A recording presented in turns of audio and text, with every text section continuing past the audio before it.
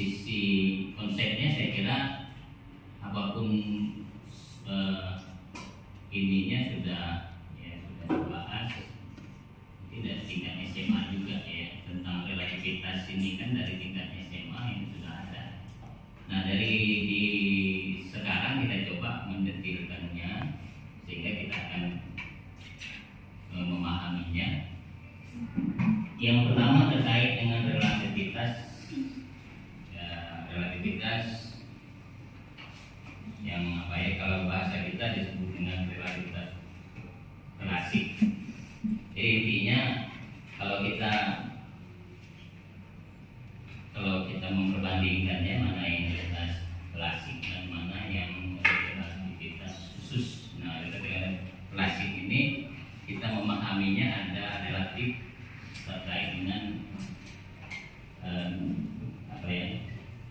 gerak dari suatu benda yang dilihat secara adanya gerak, ada yang cepat mungkin ada yang lambat dan di sini intinya nantinya kalau kita melihatnya ada dua hal. Yang pertama terkait dengan adanya kerangka acuan, yang keduanya juga terkait dengan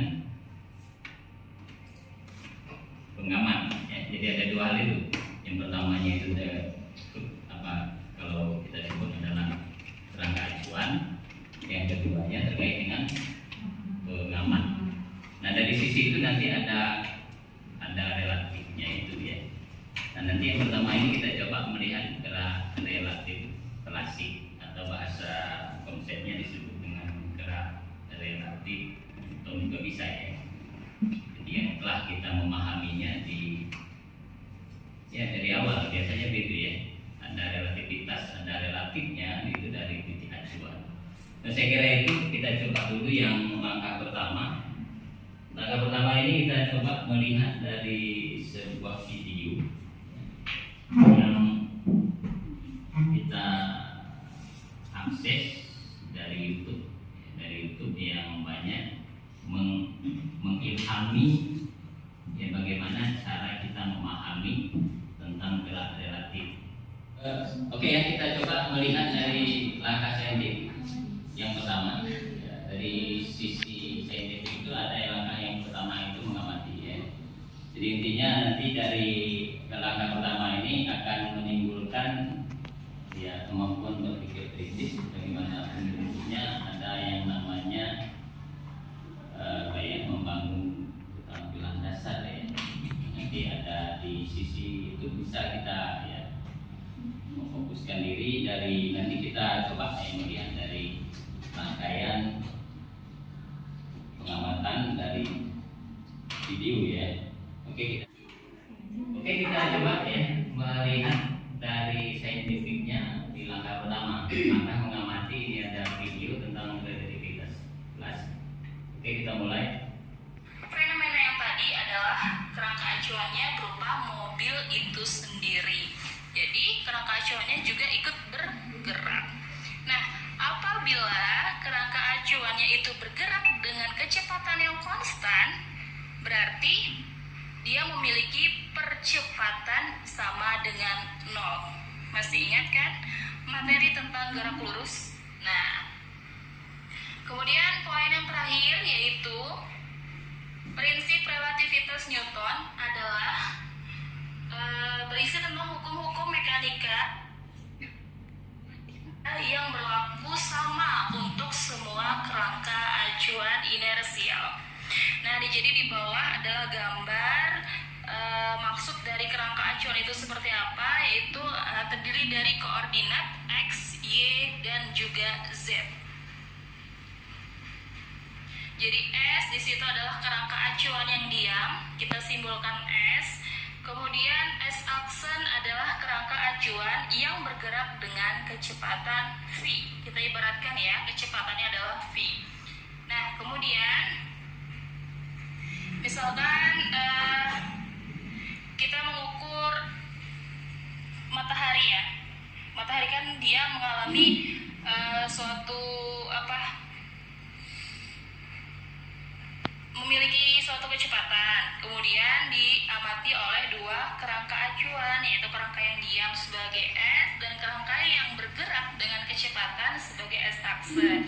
Sehingga di sana terdapat adanya perpindahan ataupun jarak dengan disimbolkan D, di situ D kecil sama dengan V kalikan T.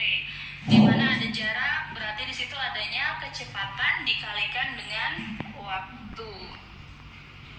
Masih membahas tentang relativitas Newton, ini yang kita bahas adalah tentang prinsipnya ya. Prinsip yang dikemukakan oleh Galileo dan juga Sir Isaac Newton, yang dimana terdapat hukum-hukum mekanika atau hukum tentang gerak itu akan berlaku sama pada semua kerangka acuannya.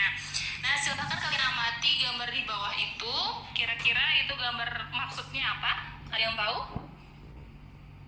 Nah, jadi pada gambar di bawah itu sebenarnya fenomenanya sama, tetapi menghasilkan ilustrasi yang berbeda. Maksudnya apa? Jadi pada gambar itu sama-sama ada orang yang di atas sebuah truk sedang melaju, ya kan?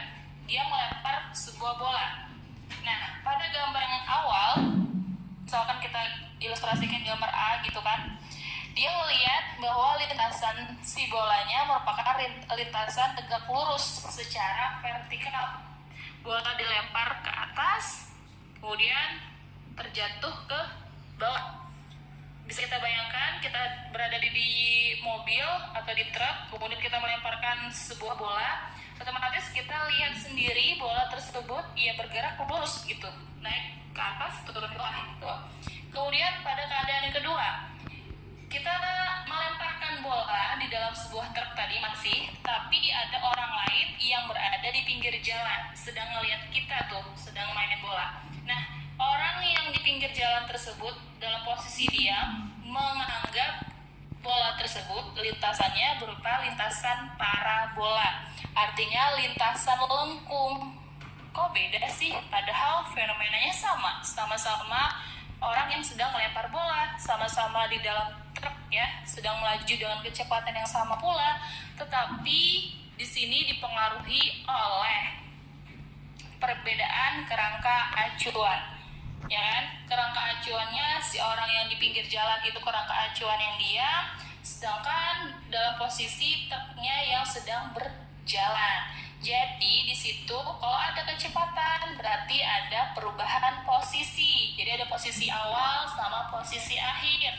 Posisi awal ketika orang tersebut sedang atau hendak melemparkan bola, berarti kan dia melambungkan bola ke atas. Kemudian posisi akhir ketika sudah mencapai selang waktu tertentu, otomatis truknya sudah melaju ke depan, kemudian bolanya baru jatuh ke bawah, sehingga terciptalah lintasannya seperti parabola.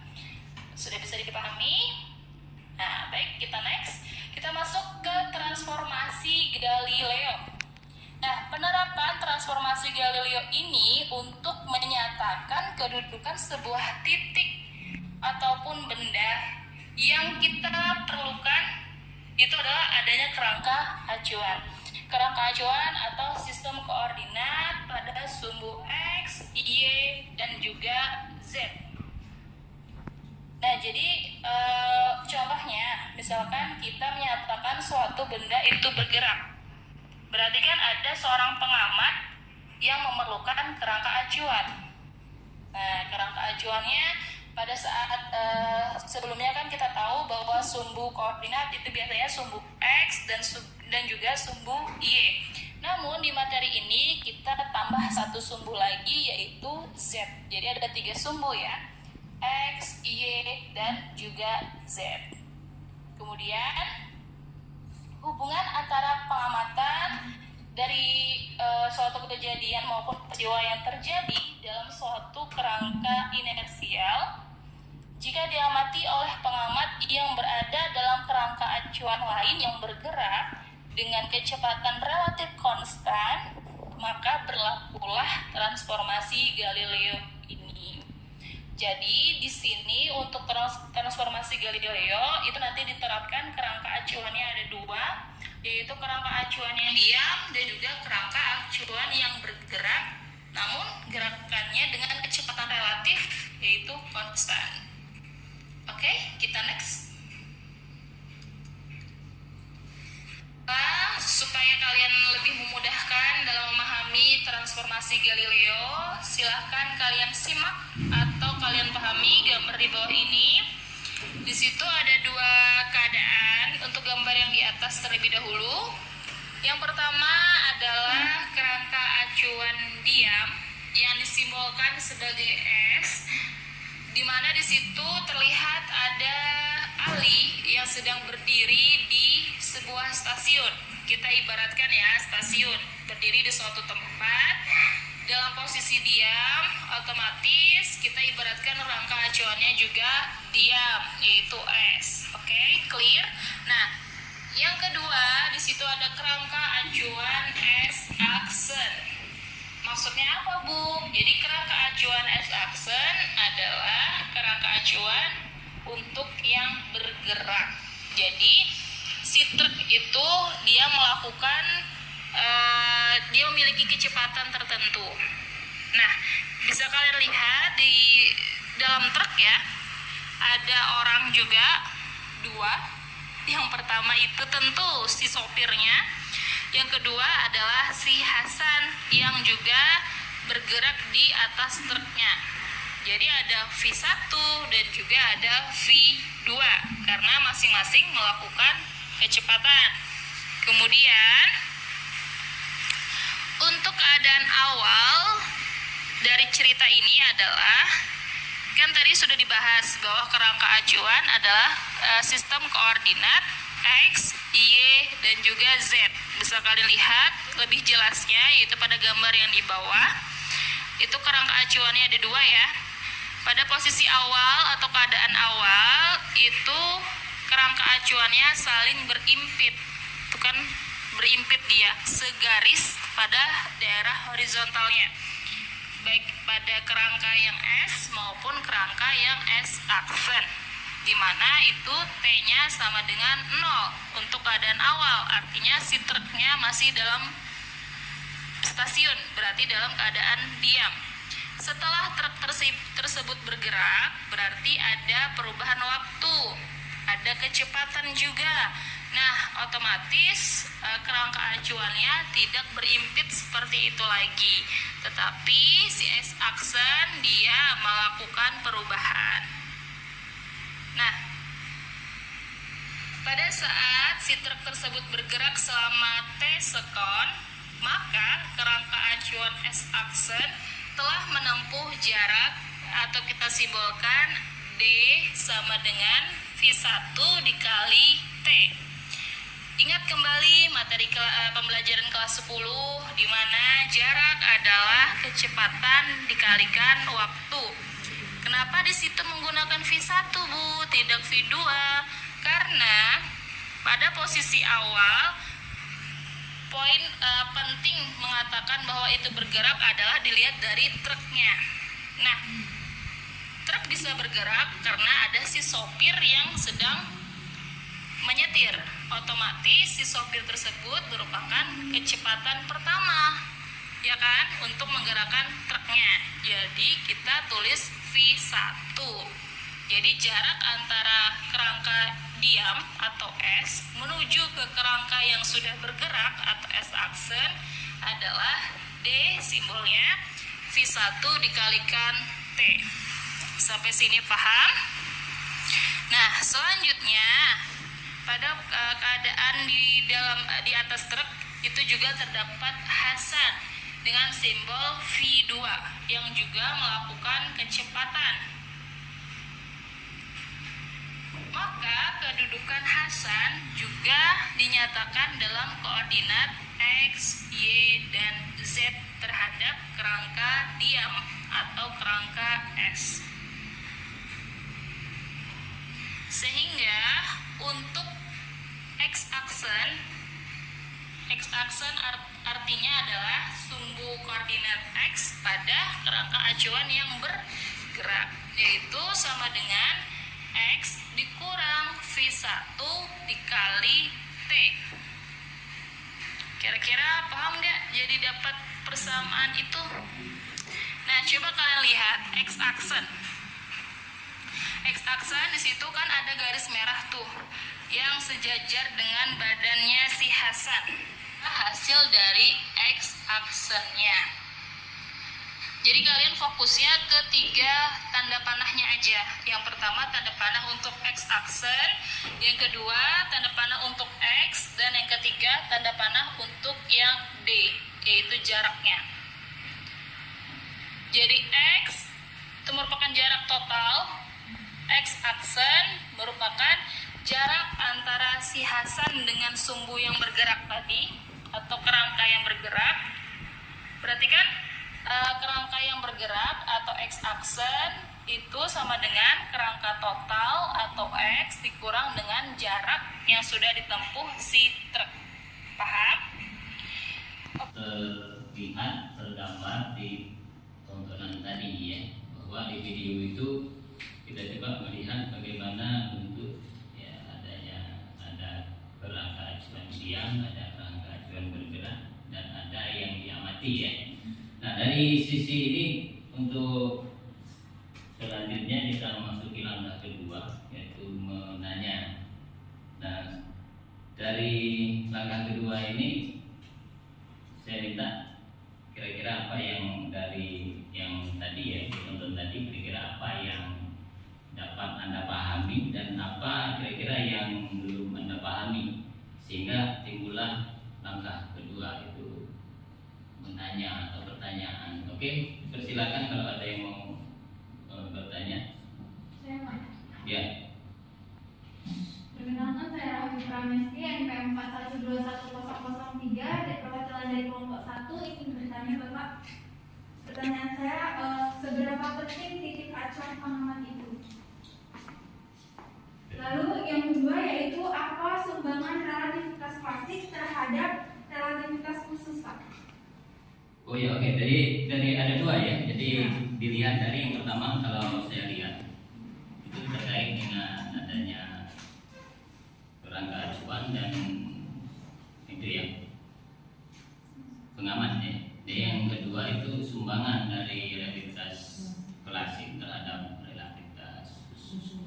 Oke, kita untuk mengembangkan lebih lanjut atau untuk mendetailkan lebih lanjut masuk ke langkah ketiga.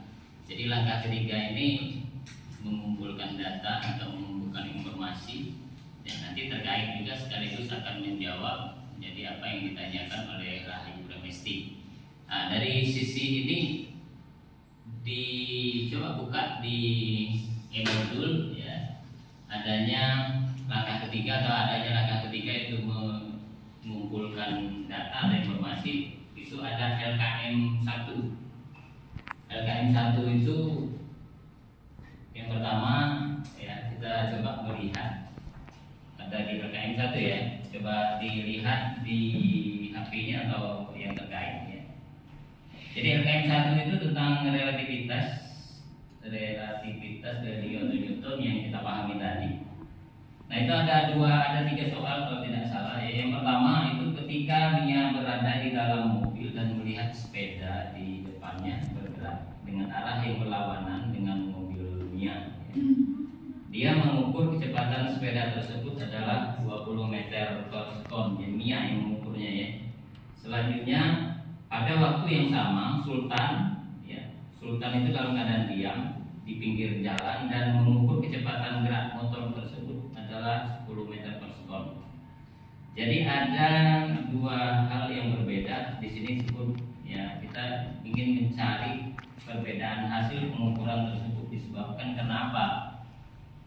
Ya, silakan nanti berkumpul berkelompok untuk membahas itu ya lebih lanjut. Jadi A itu jawab terkait dengan yang kita ada 5 jawaban pilihan ganda, perbedaan kejadian, perbedaan pengamat, yang C-nya perbedaan alat ukur dan D perbedaan kerangka acuan, dan D tidak ada yang benar ya. Dan seterusnya sampai soal ketiga. Untuk itu dipersilakan saja ya, berkelompok saja untuk membahas sampai ketiga jawaban itu bisa dipresentasikan atau paling tidak nanti bisa diolah ya menjadi informasi untuk menjawab pertanyaan-pertanyaan yang awal tadi. Oke, terima kasih. Dipersilakan saja ngumpul ya sesuai dengan kelompoknya. Ya, yang pertama di kelompok yang dikomandoi oleh Rayu Premesti, yang kedua oleh Dwi Kirawati, yang ketiga oleh Maratus Solihan, yang keempatnya oleh Nurul Istanti. Oke, dipersilakan waktunya ya.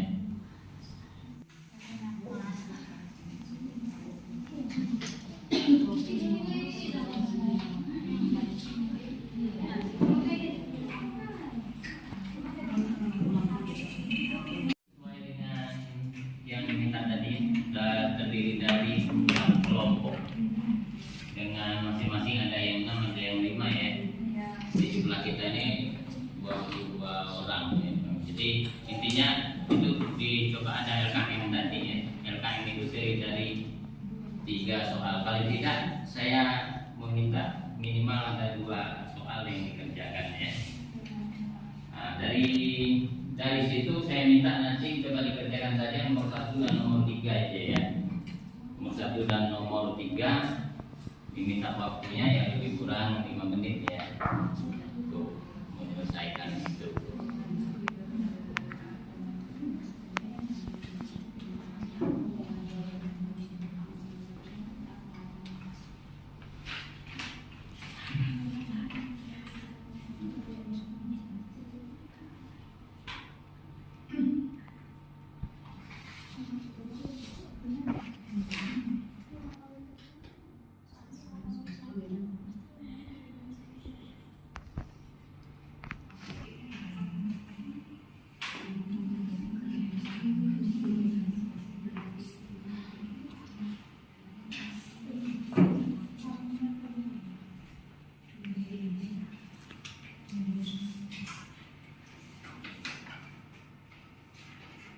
Nah, oke, kita sudah mengerjakan soal yang ada di LKM ya.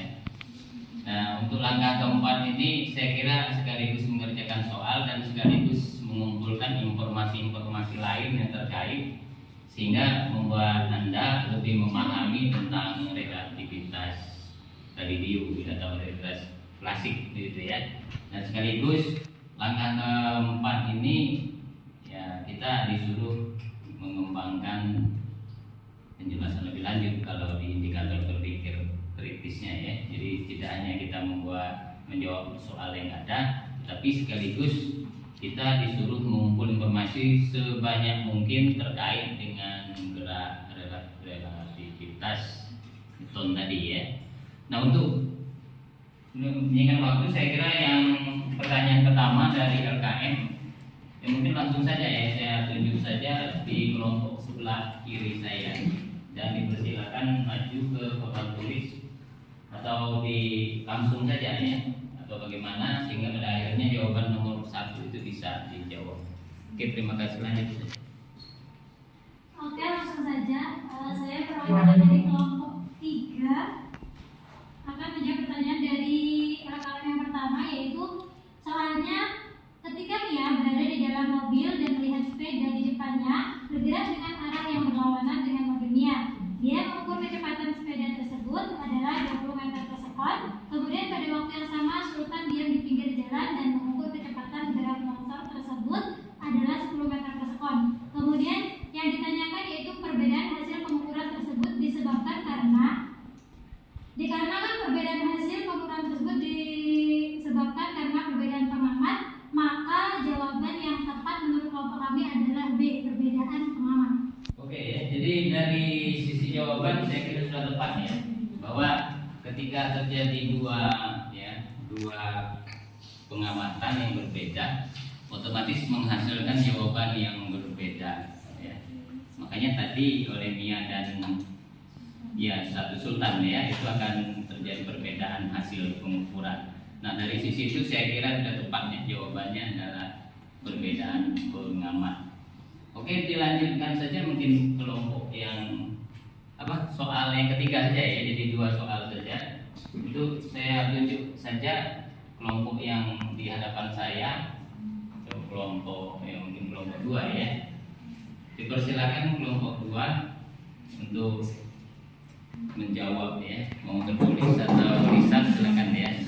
Oke, lanjut saja jawaban. Baiklah, perkenalkan nama saya Gustanti, saya berkelompok dari kelompok 4. Di sini kami akan menjelaskan hasil dari diskusi kami, yaitu soal nomor 3. Soalnya, sebuah kereta bergerak dengan kecepatan 20 meter per sekon ke kanan terhadap pengamat yang diam. Kemudian ada seorang pengendara sepeda bergerak di atas kereta dengan kecepatan 2 meter per sekon ke kiri menurut pengamat yang diam. Jadi kelajuan sepeda terhadap kereta adalah pembahasan yang pertama diketahui, yaitu FKP sama dengan positif 20 meter per sekon ke kanan. FSP sama dengan min 2 meter per sekon kiri. Jadi FSK sama dengan FSP plus FPK, atau sama dengan min 2 plus min 20 atau sama dengan 22 meter per sekon ke kiri. Maka jawaban yang tepat menurut kelompok kami adalah A, 22 meter per sekon ke arah kiri. Ya oke, jadi sesuai dengan itu, tapi nanti dikoreksi lagi ya kalau mungkin ada salah ya. Nanti pada akhirnya juga akan kita menjawab dari pertanyaan awal pada langkah kedua, itu menanya tadi ya. Jadi melihat berarti kita memahami ada dua hal tadi ya, akan tergantung kepada pengamat, dan yang kedua tergantung pada titik acuan, sehingga pada akhirnya gerak relatif ya, klasik ini itu mengatakan itu ya. Jadi dua hal itu yang membedakan ya, hasil akhir yang dicapai.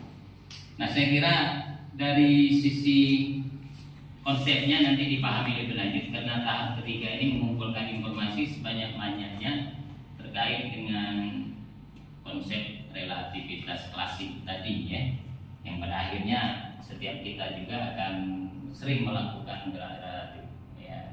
Dengan kata lain, syarat awalnya memang harus ada titik acuan ya, dari mana kita mulai bergerak dan di mana kita melihat titik akhir, dan pada akhirnya itu ada gerak relatif yang terjadi ya. Kalaupun andaikan ada dua hal yang berbeda, itu akan tergantung pada pengamat dan tergantung ke titik acuan ya. Jadi saya kira itu nanti diperbanyak untuk mengumpulkan informasi dari buku-buku, dari literatur, dokumentasi, dari internet ya, dari video. Mungkin tadi videonya mungkin kurang lengkap karena layarnya juga kurang bagus, tetapi paling tidak itu sudah menggambarkan bagaimana konsep gerak relatif klasik. Oke, kita ya masuk ke langkah yang kelima, yaitu mengkomunikasikan ya. Mengkomunikasikan ini kita berbagi informasi terkait dengan pembelajaran tadi ya, tentang gerak relatif klasik ya.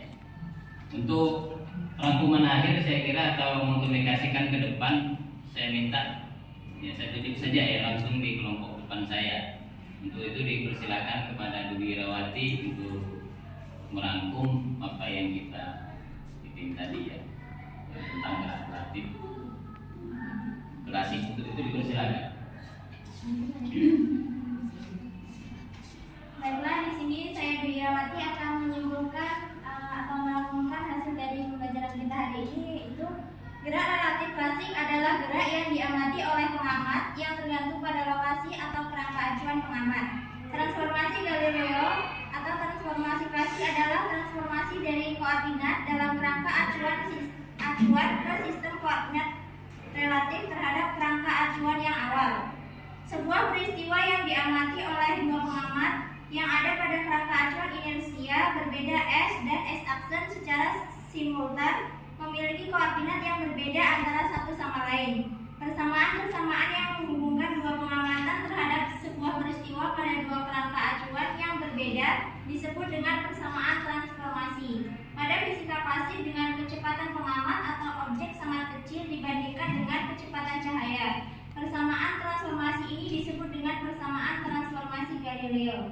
Dari eksperimen pengukuran laju cahaya A dan B, menurut pengamat di kerangka acuan S serta S aksen, dan dengan menggunakan transformasi Galileo, diperoleh bahwa laju cahaya objek A dan B tidak sama menurut kedua pengamat yang berada di dua kerangka acuan inersia yang berbeda. Oleh karena itu, transformasi Galileo gagal menjelaskan keinvarianan besaran-besaran fisika pada umumnya dan kecepatan yang mendekati kecepatan cahaya pada khususnya. Terima kasih. Ya oke, jadi dari 5 tahapan sudah kita lalui. Jadi intinya saya sedikit mengulas ya, bahwa sesuai dengan pertanyaan dari kelompok 1 tadi, seberapa penting itu ya kerangka acuan dan pengamat. Yang kedua, bagaimana sumbangsih dari gerak relatif klasik ke gerak relatif Einstein ya. Seperti yang dipahami tadi ya, bahwa jadi sangat penting bahwa terkait dengan kerangka acuan. Yang kedua terkait dengan pengamat, ada yang bergerak, ada juga pengamat dalam posisi dia dengan hasil yang berbeda. Nah dari sisi lain saya kira sesuai dengan kesimpulan tadi bahwa di gerak relatif klasik ini akan mengantar kita ke gerak relatif Einstein ya, dan pada akhirnya semuanya akan ya, setelah mempelajari gerak relatif klasik, otomatis kita juga akan memahami bagaimana gerak relatif Einstein yang pada akhirnya kita ingin mengatakan bahwa kalau gerak relatif klasik itu mengatakan waktu adalah mutlak, tetapi pada gerak relatif Einstein atau relatif yang khusus disebut gerak relatif khusus itu mengatakan bahwa tidak ada yang mutlak terkait dengan waktu ya, masa dan panjang ya, dan juga ada namanya kesetaraan masa dan energi. Jadi saya kira itu saja hari ini, kita tutup saja yang dari pertemuan kita, yang mudah-mudahan ada manfaat dan berlanjut ke pertemuan kedua di minggu depan. Oke, terima kasih. Ada hal yang perlu dipertanyakan atau saran? Kalau tidak, kita akhiri saja ya. Assalamualaikum warahmatullahi wabarakatuh. Waalaikumsalam.